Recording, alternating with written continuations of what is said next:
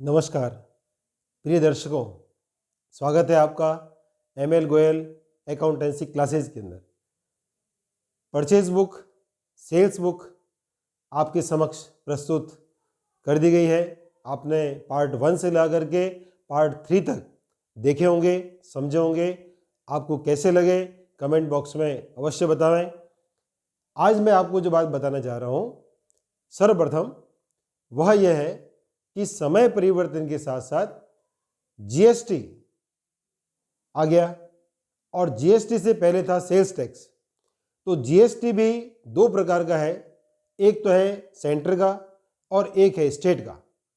ऐसी स्थिति में चाहे आप माल परचेज करें, चाहे आप माल सेल्स करें, यह टैक्स अवश्य लगता है। तो ऐसी स्थिति में प्रविष्टि में भी परिवर्तन हुआ है। तो सबसे पहले हम समझते हैं कि जनरल प्रविष्टि में क्या स्थिति है, जो मैं आपको समझा चुका हूं। फिर से हम समझते हैं। देखिए जरा, यहां बात हो रही है स्तंभाकार क्रय बही और विक्रय बही की, कॉलमनर, परचेज और सेल्स बुक।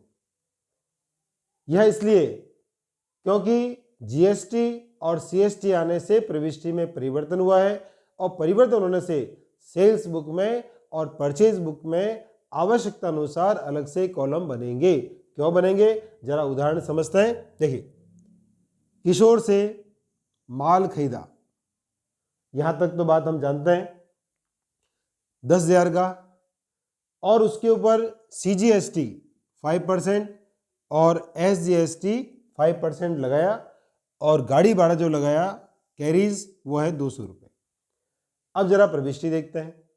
तो सिंपल प्रविष्टि तो हमारी बनती है purchase account debit to creditor, और क्रेडिटर के स्थान पे क्या आता है, किशोर। तो purchase account debit to creditor, ये हम जानते हैं। लेकिन जब जीएसटी लगता है तो जीएसटी को भी हम यहाँ डेबिट करेंगे, क्योंकि हमारे लिए खर्चा है, हमने इसको चुकाया है। तो जीएसटी को भी डेबिट करेंगे। देखिए, सीजीएसटी, एसजीएसटी। और जब माल परचेज करते हैं तो यह इस नाम से खुलता है इनपुट अकाउंट, इनपुट अकाउंट। तो ये दोनों शामिल हो गए। यहां पर एक चीज और है, गाड़ी भाड़ा लगाया 200 रुपये।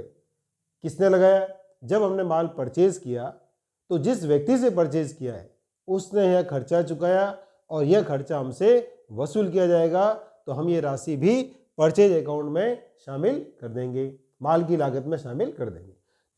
अब देखिए राशि किस प्रकार लिखेंगे। देखिए जरा, सर्वप्रथम बात करते हैं जीएसटी की। तो यह सीजीएसटी 500 रुपये और एसजीएसटी 500 रुपये। माल कितने का परचेज किया, 10,000 का, 200 रुपये लगा गाड़ी भाड़ा, तो यह राशि हो जाएगी 10,000 और 200 रुपये। अब तीनों अमाउंट को जोड़ देंगे और जोड़ करके हमें चुकाना किसको है, क्रेडिटर को। क्रेडिटर कौन है, किशोर। तो हम किशोर में इसके स्थान पे, क्रेडिटर के स्थान पे हम क्या लिख देंगे, किशोर। इस एंट्री में यह परिवर्तन हो जाएगा, किशोर लिख देंगे हम। तो राशि कितनी हो जाएगी, 11,200 रुपये। यह राशि हमको किशोर को चुकानी है। तो यह परिवर्तन हुआ, आप लोग देख रहे हैं। इसी प्रकार से देखिए सेल्स बुक में क्या परिवर्तन है। देखिए, कविता को माल बेचा कितने का, 10,000 का, सीजीएसटी 5%, एसजीएसटी 5%, गाड़ी भाड़ा रुपये 200 चुकाया।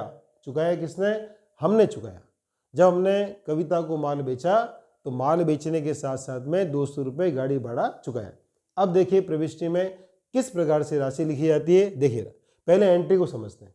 Debtors account debit. अब डेटर्स जो है, यहाँ पर डेटर्स कौन है, कविता। तो हम क्या करेंगे, कविता अकाउंट को डेबिट कर देंगे, कविता अकाउंट को डेबिट कर देंगे, क्योंकि राशि कविता से वसूल करनी है। ठीक है। अब देखिए सबसे पहले सेल्स की बात। तो सेल्स कितने की है, 10,000। तो हम सेल्स में क्रेडिट में राशि लिख देंगे 10,000, माल की लागत 10,000। खर्चा है कितना, 200 रुपये। तो देखिए हमने लिखा है टू कैश। तो टू कैश ब्रैकेट में एक्सपेंसेस लिख दिया और यह अमाउंट कितना हो गया, 200 रुपये। चूंकि खर्चा हमने चुकाया है और वसूल किससे करना है, कविता से, तो कविता अकाउंट में हम राशि को लिख देंगे। इसके पश्चात है CGST और SGST। तो यह राशि भी कितनी हो रही है, 500 रुपये CGST और 500 रुपये हो गई SGST। और पूरा अमाउंट वसूल कर लेंगे किससे, कविता से। तो यह अमाउंट बिल्कुल 11,200 रुपये, यह इसकी प्रविष्टि है। अब परिवर्तन जो करना है आपको परचेज बुक में और सेल्स बुक में, क्या परिवर्तन करोगे, जो आपका प्रारूप है, फॉर्मेट है, उस फॉर्मेट में परिवर्तन करना है। और परिवर्तन देखिए किस प्रकार से आएगा। परचेज अकाउंट में अमाउंट आ रहा है 10,200। तो जो टोटल का अमाउंट है, टोटल का, उसके पास में आपको एक कॉलम और बनाना पड़ेगा परचेज का, उसके पास में बनाना पड़ेगा CGST का, उसके पास में SGST का। यह कॉलम बनेंगे और कॉलम के अंदर ये अमाउंट आ जाएंगे। जैसे परचेज अकाउंट, परचेज में, तो परचेज में आ जाएगा 10,200 रुपीज़ और CGST में 500 रुपये, SGST में 500 रुपये। और टोटल जो है, टोटल वाला कॉलम जो हमारा है, उसमें अमाउंट आएगा 11,200। और यही अमाउंट किस में आ जाएगा, किशोर में, अर्थात क्रेडिटर में। इसी प्रकार से यहाँ देखिए, यहाँ पर भी जो टोटल वाला कॉलम है, उसके पास में कॉलम बनाना आपको एक तो सेल्स का, और सेल्स में अमाउंट आ जाएगा 10,000। CGST कॉलम बनेगा 500 रुपये, SGST कॉलम बनेगा 500 रुपये। लेकिन यहाँ पे एक कॉलम और बन जाएगा, वो है एक्सपेंसेस का। तो आप एक्सपेंसेस में 200 रुपये लिख देना, यहाँ अलग से कॉलम बन जाएगा, क्योंकि यह खर्चा हम उससे वसूल करेंगे। किससे वसूल करेंगे, डेटर्स से। और डेटर्स कौन है, कविता। तो डेटर्स अकाउंट में कुल अमाउंट आ जाएगा, और इस प्रकार से कुछ कॉलम और बन जाएंगे। चलिए देखते हैं इन दोनों ट्रांजेक्शन को हम परचेज बुक और सेल्स बुक जो हमने बनाई है स्तंभाकार, उसमें कैसे दर्शाते हैं कॉलम बना करके। देखिए जरा, सबसे पहले देखते हैं अपन कॉलमनर परचेज बुक। इसमें देखिए कुछ कॉलम बने हैं नए। प्रारंभ देखते हैं हम। सबसे पहले डेट में आपको वही ईयर लिखना है और डेट लिखनी है। चूंकि इस प्रश्न में डेट नहीं है, तो हमने उसकी संख्या लगा दी है नंबर 1। फिर किशोर कौन है, क्रेडिटर। तो क्रेडिटर का नाम हमने लिख दिया। और लिखने के बाद डिटेल आपको लिखनी है, अगर आपको प्रश्न में डिटेल दे रखी है तो। अन्यथा आप केवल नाम लिख करके और काम चला सकते हैं। देखिए गुड्स कितने का है, डिटेल में देखिए 10,000 का। और गुड्स पर गाड़ी भाड़ा कितना लगा, 200 रुपीज़। तो ये 200 रुपीज़ परचेज में हम जोड़ देंगे, तो यह राशि भी जोड़ दी गई। और जोड़ हमने डिटेल में लिख दिया। और यह कॉलम कौन सा बना, परचेज। तो परचेज अकाउंट के अंदर राशि लिखी हुई है 10,200, जो हमने यहाँ पर लिख दी है। CGST एक कॉलम और बन गया, SGST एक कॉलम और बन गया, और इसमें उसकी राशि लिख दी गई। और यहाँ से परचेज से लगा करके तीनों कॉलम की राशि को हमने टोटल में लिख दिया 11,200। और भी अगर ट्रांजैक्शन है तो वह लिख दीजिए। लिखने के बाद में हर कॉलम का योग लगा दीजिए। तो योग लगाने पर परचेज कुल कितना हो गया, 10,200। तो परचेज अकाउंट जब खोलेंगे हम, तो उसमें 10,200 से प्रविष्टि करेंगे। CGST में अकाउंट में 500 से, SGST में 500 से, और टोटल जो है 11,200 ये हम एंट्री करेंगे किसमें, क्रेडिटर्स में। देखिए आगे नेक्स्ट देखिए कॉलमर सेल्स बुक। इसमें देखिए कॉलम किस तरह से है। सबसे पहले वही डेट, फिर डेटर का नाम कविता, और उसके बाद में डिटेल देखिए।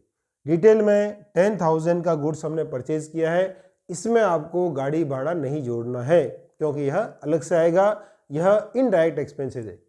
सेल्स 10,000, उसके बाद में CGST 500, SGST 500 और एक्सपेंसेस 200। और यह जो खर्चा है, यह खर्चा हम वसूल करेंगे किससे, डेटर से। तो डेटर के अंदर हमने जोड़ दिया 11,200। और भी ट्रांजैक्शन है तो वह लिख दीजिए। और अंत में जो है आप लोग फाइनल टोटल लगा दीजिए हर कॉलम का। तो देखिए सेल्स में 10,000, और यहाँ पर CGST 500, SGST 500, और एक्सपेंसेस का कॉलम अलग से बनाया 200, और सभी का जोड़ है 11,200। यहाँ पर डिफरेंस आप समझ गए होंगे कि परचेज करते हैं, और अगर हमने कोई खर्चा किया है कैरीज के संबंध में या कोई भी डायरेक्ट एक्सपेंसेस, तो परचेज में जुड़ जाएगा। लेकिन अगर माल हमने बेचा है और कोई खर्चा किया है, तो यह खर्चा हमें वसूल करना है डेटर से, इसलिए हमने अलग से कॉलम में एक्सपेंसेस कॉलम बना दिया है। इस प्रकार से स्तंभाकार क्रय बही और विक्रय बही आप लोग बना सकते हैं। मुझे उम्मीद है कि परचेज बुक और सेल्स बुक में प्रारंभिक लेखा किस प्रकार किया जाता है यह आपको भली प्रकार से समझ में आ गया होगा। यदि किसी प्रकार का संशय है, आपको समझ में नहीं आया है, तो फिर से मेरे पार्ट 1 से लगा करके पार्ट 4 तक सब्सिडरी बुक्स को अवश्य देखिए। विद्यार्थियों से मैं कहना चाहूँगा कि यदि आपको कहीं पर भी परेशानी आती है तो मेरे एपिसोड को शुरू से लगा के एंड तक देखिए। धन्यवाद मेरे साथ बने रहने के लिए। मैं फिर से लौटता हूँ सब्सिडरी बुक्स पार्ट 5 के साथ में। तब तक के लिए मुझे आज्ञा दीजिए।